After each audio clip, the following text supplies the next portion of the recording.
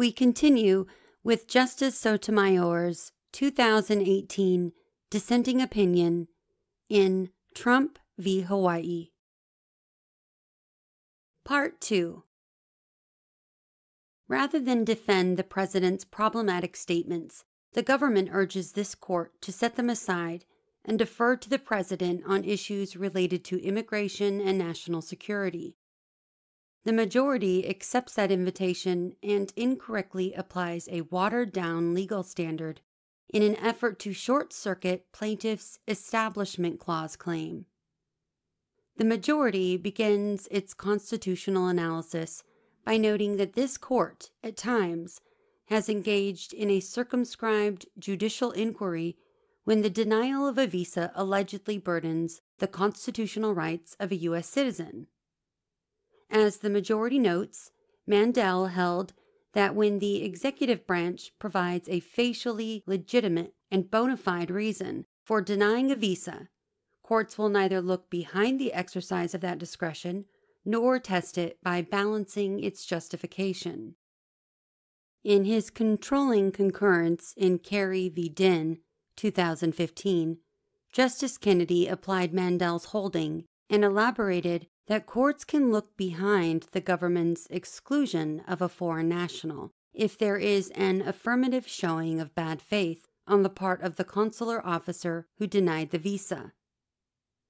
The extent to which Mandel and Dissent apply at all to this case is unsettled, and there is good reason to think they do not. Indeed, even the government agreed at oral argument that where the court confronts a situation involving all kinds of denigrating comments about a particular religion and a subsequent policy that is designed with the purpose of disfavoring that religion, but that dots all the I's and crosses all the T's, Mandel would not put an end to judicial review of that set of facts.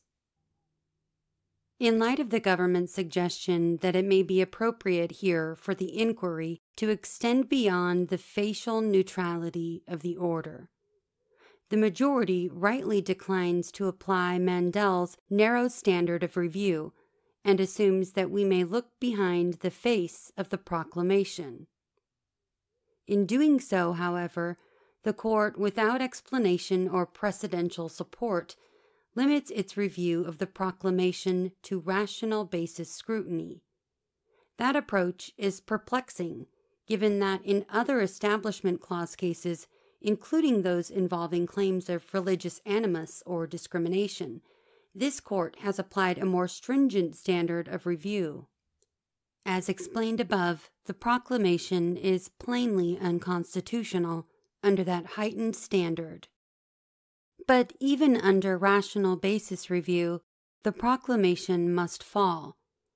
That is so because the proclamation is divorced from any factual context from which we could discern a relationship to legitimate state interests, and its sheer breadth is so discontinuous with the reasons offered for it that the policy is inexplicable by anything but animus.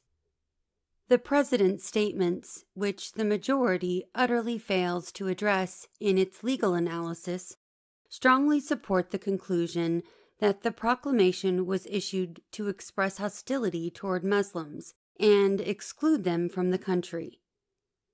Given the overwhelming record evidence of anti-Muslim animus, it simply cannot be said that the proclamation has a legitimate basis.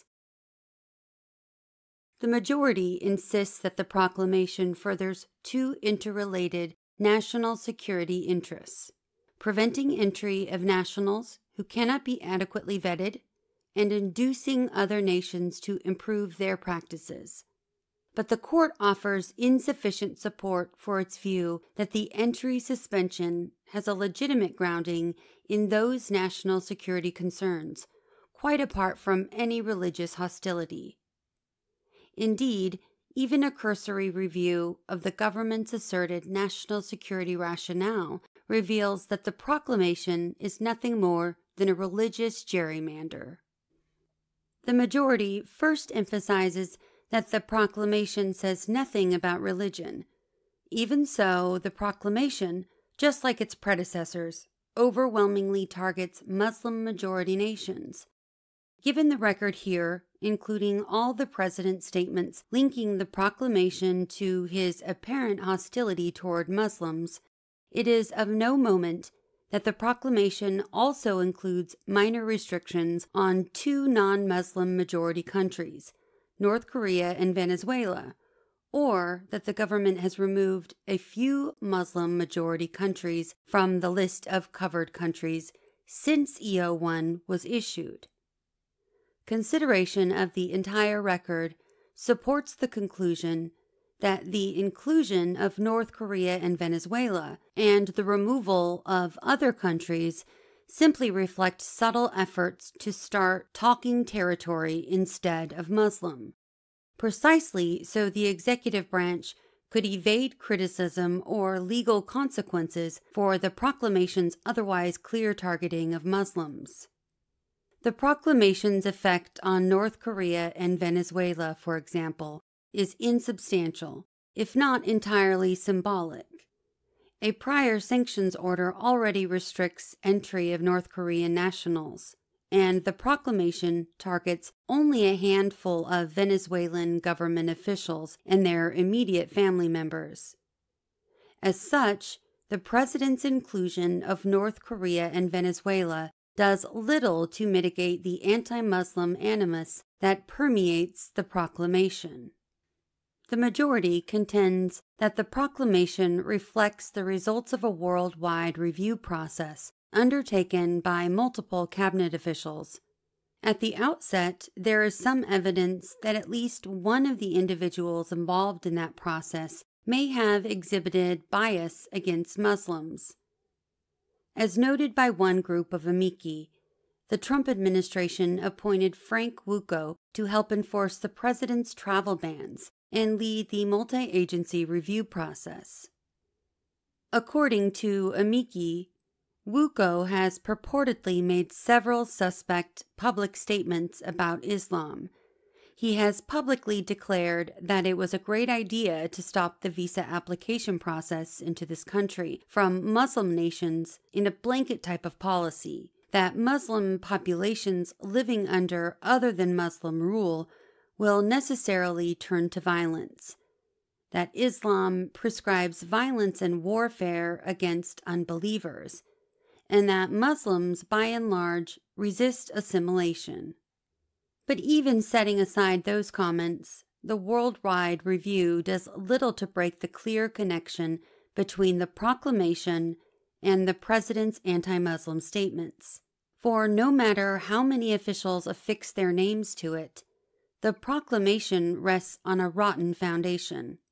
The president campaigned on a promise to implement a total and complete shutdown of Muslims entering the country, translated that campaign promise into a concrete policy, and made several statements linking that policy in its various forms to anti-Muslim animus. Ignoring all this, the majority empowers the president to hide behind an administrative review process that the government refuses to disclose to the public. Furthermore, evidence of which we can take judicial notice indicates that the multi-agency review process could not have been very thorough. Ongoing litigation under the Freedom of Information Act shows that the September 2017 report the government produced after its review process was a mere 17 pages. That the government's analysis of the vetting practices of hundreds of countries boiled down to such a short document raises serious questions about the legitimacy of the president's proclaimed national security rationale. Beyond that, Congress has already addressed the national security concerns supposedly undergirding the proclamation through an extensive and complex framework governing immigration and alien status.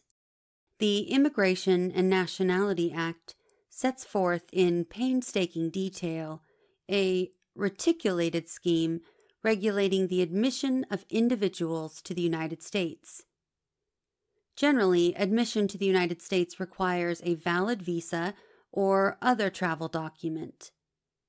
To obtain a visa, an applicant must produce certified copies of documents proving her identity, background, and criminal history. An applicant must also undergo an in-person interview with a State Department consular officer. Any alien who has engaged in a terrorist activity, incited terrorist activity, or been a representative, member, or endorser of a terrorist organization, or who is likely to engage after entry in any terrorist activity, or who has committed one or more of the many crimes enumerated in the statute, is inadmissible and therefore ineligible to receive a visa. In addition to vetting rigorously any individuals seeking admission to the United States, the government also rigorously vets the information sharing and identity management systems of other countries, as evidenced by the Visa Waiver Program, which permits certain nationals from a select group of countries to skip the ordinary visa application process. To determine which countries are eligible for the Visa Waiver Program, the government considers whether they can satisfy numerous criteria, for example, using electronic fraud-resistant passports, 24-hour reporting of lost or stolen passports, and not providing a safe haven for terrorists. The Secretary of Homeland Security, in consultation with the Secretary of State, also must determine that a country's inclusion in the program will not compromise the law enforcement and security interests of the United States. Eligibility for the program is reassessed on an annual basis. As a result of a recent review, for example, the executive decided in 2016 to remove from the program dual nationals of Iraq, Syria, Iran, and Sudan. Put simply, Congress has already erected a statutory scheme that fulfills the putative national security interests the government now puts forth to justify the proclamation. Tellingly, the government remains wholly unable to articulate any credible national security interest that would go unaddressed by the current statutory scheme, absent the proclamation.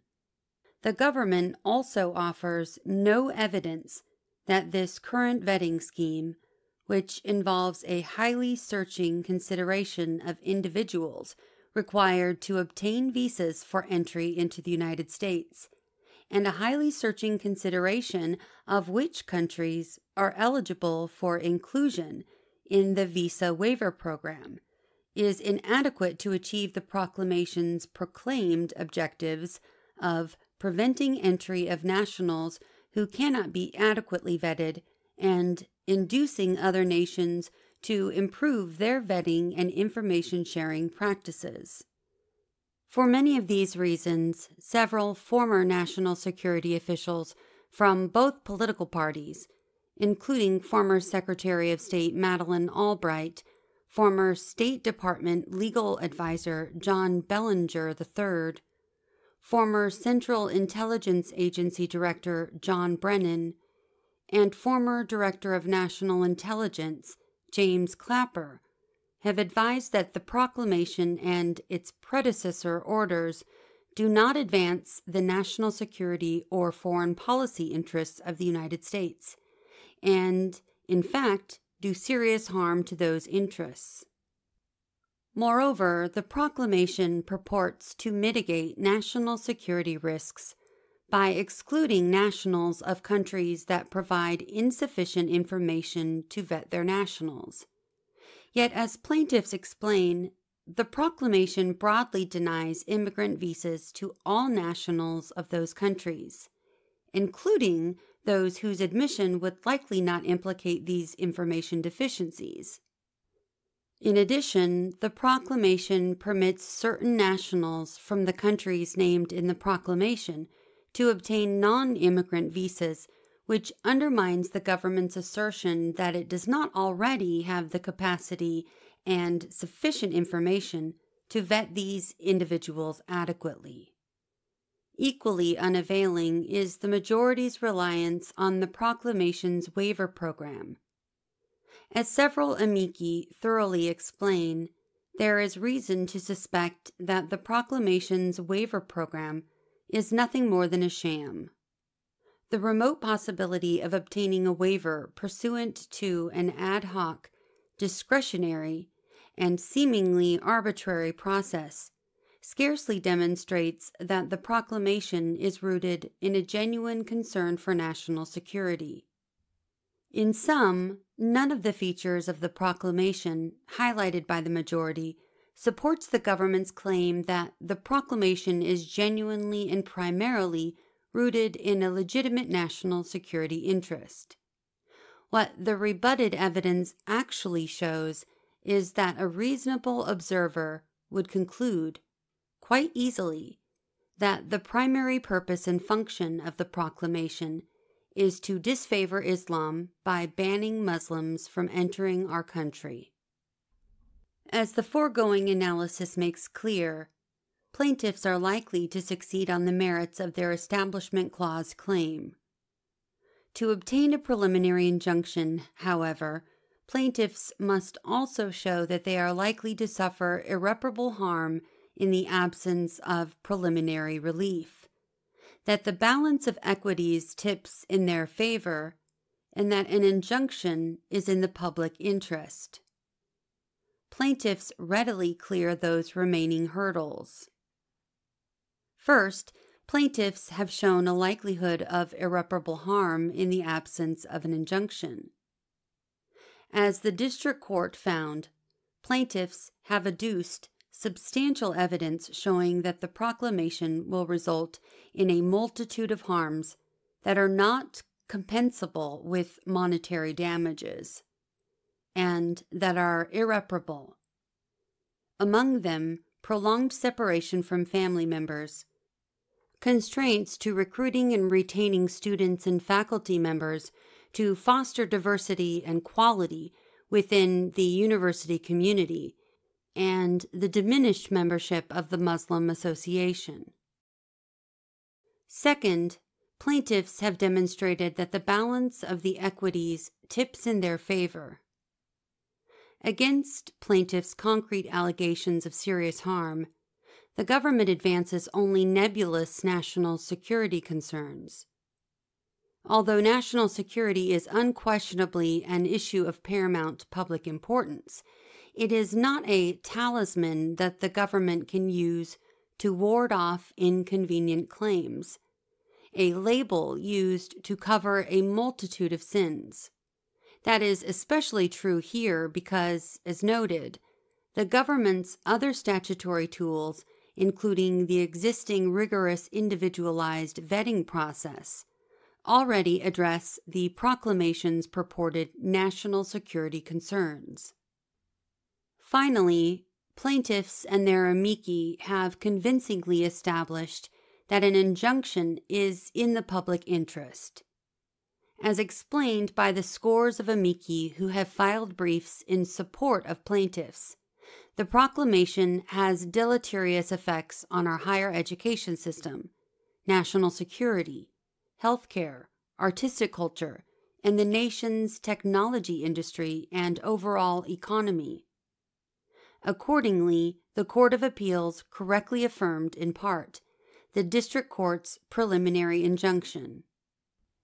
The First Amendment stands as a bulwark against official religious prejudice and embodies our nation's deep commitment to religious plurality and tolerance.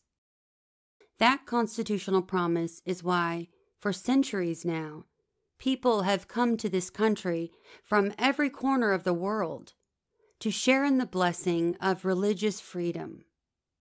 Instead of vindicating those principles, today's decision tosses them aside. In holding that the First Amendment gives way to an executive policy that a reasonable observer would view as motivated by animus against Muslims, the majority opinion upends this court's precedent, repeats tragic mistakes of the past, and denies countless individuals the fundamental right of religious liberty.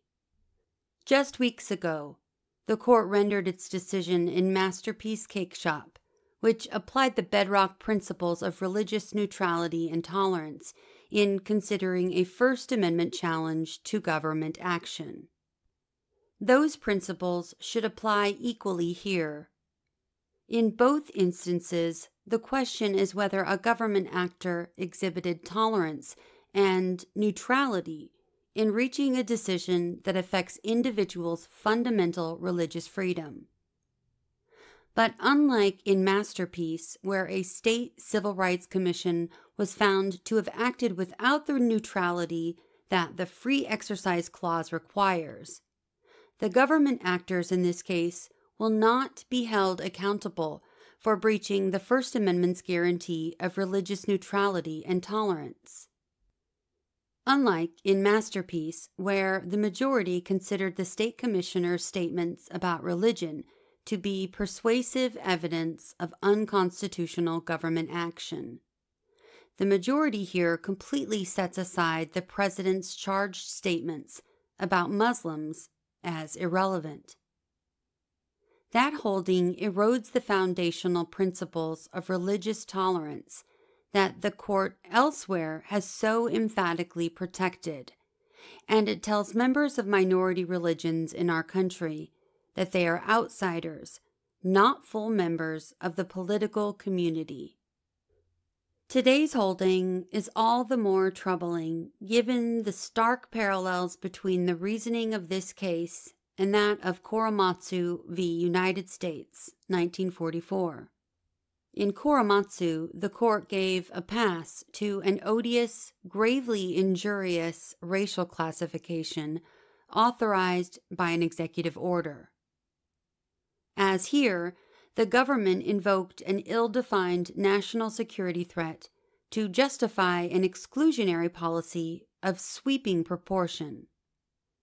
As here, the exclusion order was rooted in dangerous stereotypes about a particular group's supposed inability to assimilate and desire harm to the United States. As here, the government was unwilling to reveal its own intelligence agency's views of the alleged security concerns to the very citizens it purported to protect. And, as here, there was strong evidence that impermissible hostility and animus motivated the government's policy. Although a majority of the court in Korematsu was willing to uphold the government's actions based on a barren invocation of national security, dissenting justices warned of that decision's harm to our constitutional fabric. Justice Murphy recognized that there is a need for great deference to the executive branch in the context of national security, but cautioned that it is essential that there be definite limits to the government's discretion, as individuals must not be left impoverished of their constitutional rights on a plea of military necessity that has neither substance nor support. Justice Jackson lamented that the court's decision upholding the government's policy would prove to be a far more subtle blow to liberty than the promulgation of the order itself, for although the executive order was not likely to be long-lasting, the court's willingness to tolerate it would endure. In the intervening years since Korematsu, our nation has done much to leave its sordid legacy behind. Today, the court takes the important step of finally overruling Korematsu, denouncing it as gravely wrong the day it was decided. This formal repudiation of a shameful precedent is laudable and long overdue, but it does not make the majority's decision here acceptable or right. By blindly accepting the government's misguided invitation to sanction a discriminatory policy motivated by animosity toward a disfavored group, all in the name of a superficial claim of national security.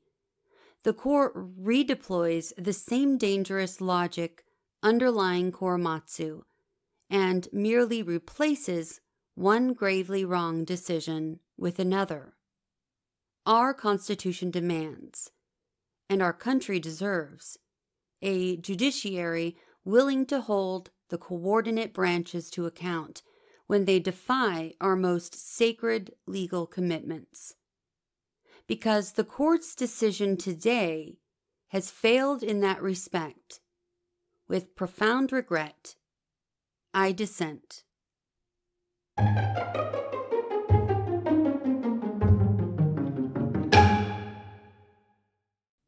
We've come to the end of the opinion. Until next episode, thanks for listening to What SCOTUS Wrote Us.